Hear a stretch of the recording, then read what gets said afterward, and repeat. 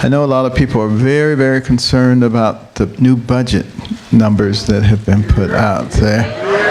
And I think that it's a crisis and it's the end of the world. But it actually is not, because the part that people are not hearing, even though I've said it several times, is that this administration considers housing a significant part of infrastructure in our country. And as such, the infrastructure bill that's being worked on has a significant inclusion of housing in it. There is no one, Section 811, 202, anyway, nobody's going to be thrown out on the street. You know, that, what would that accomplish? You know, that doesn't make any sense, and certainly not going to happen while I'm around. But, you know, we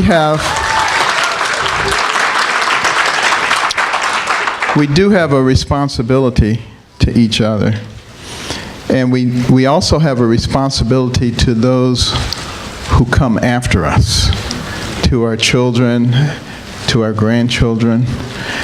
And right now, we have a national debt of $20 trillion. Now, you've heard that number, and you can say that number, but does anybody really comprehend what that means?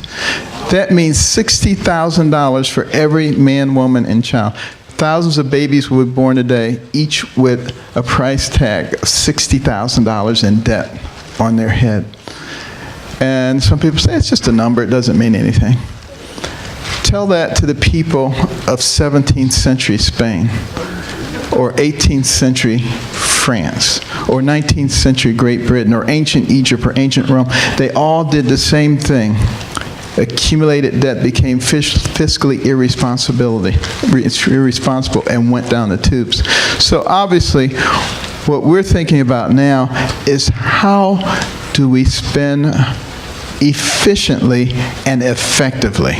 That's one of the reasons that I'm on this listening tour. I just got back on Friday from Texas, was in Detroit before that, will be in multiple other places, looking at the things that actually work, that are effective in getting people out of poverty and setting them on the trajectory for success, the things that actually work for the elderly and for the disabled people in our country, that encourage the public-private partnerships to occur.